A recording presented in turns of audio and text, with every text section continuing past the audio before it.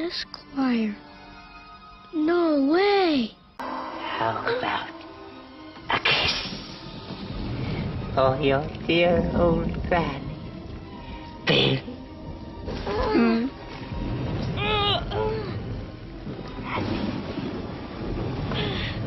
Come on.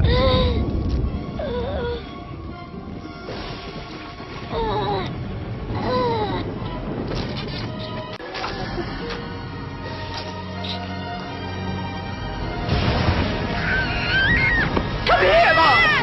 Huh? What? Who are all of you? Get off my lawn! Oh, wait, no. That's not right. Oh, yes.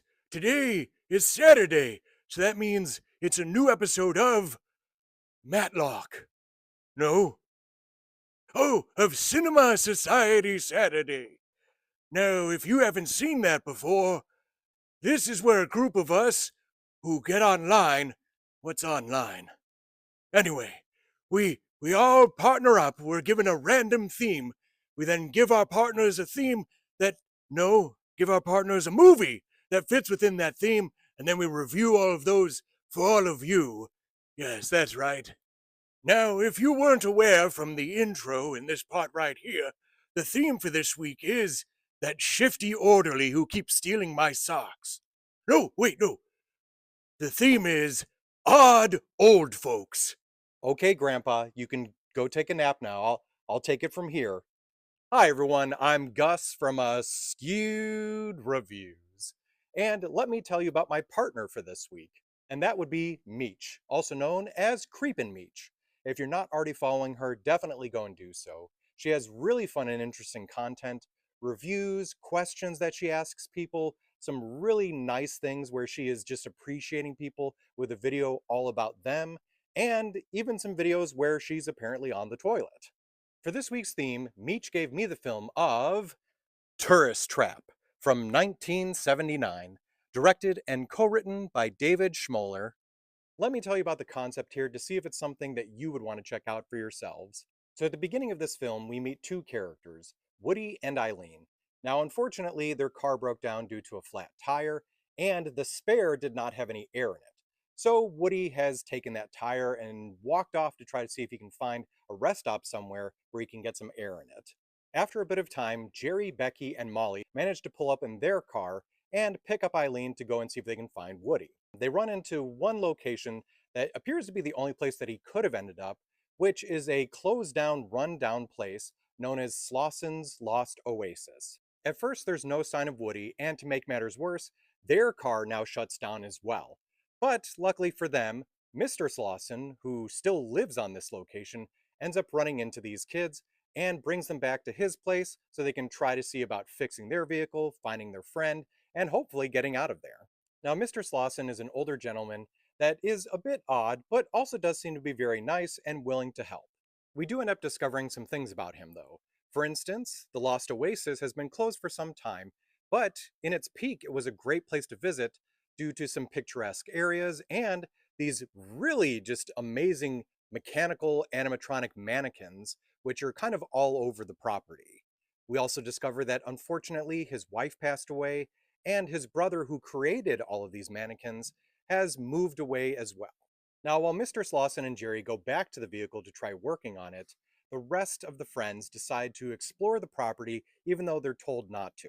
They soon discover a dark secret that Mr. Slosson is not alone on this property, and whoever this other individual is seems to have some sort of supernatural or psychic abilities, and they do not seem to be too friendly.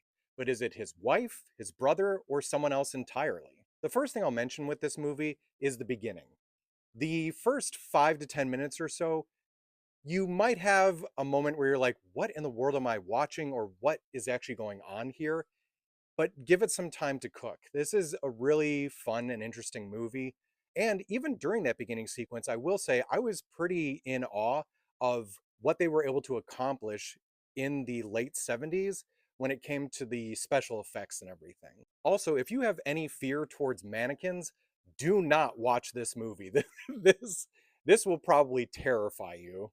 Another thing I do want to mention is even though the twist or ending to this movie is pretty easy to figure out, I think that's a lot more due to the fact that we're just inundated with so many horror movies that it was easy now to see it, but maybe in the late 70s, not so much.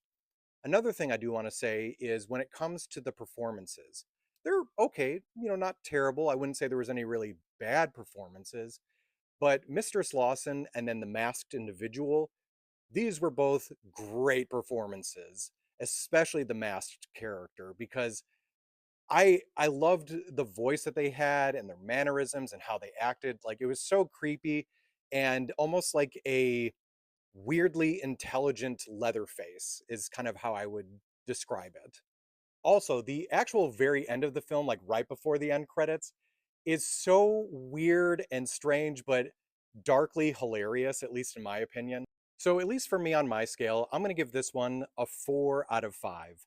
Originally, I was going to go 3, and I mean, based on maybe just the movie itself, it probably would have fit into a 3.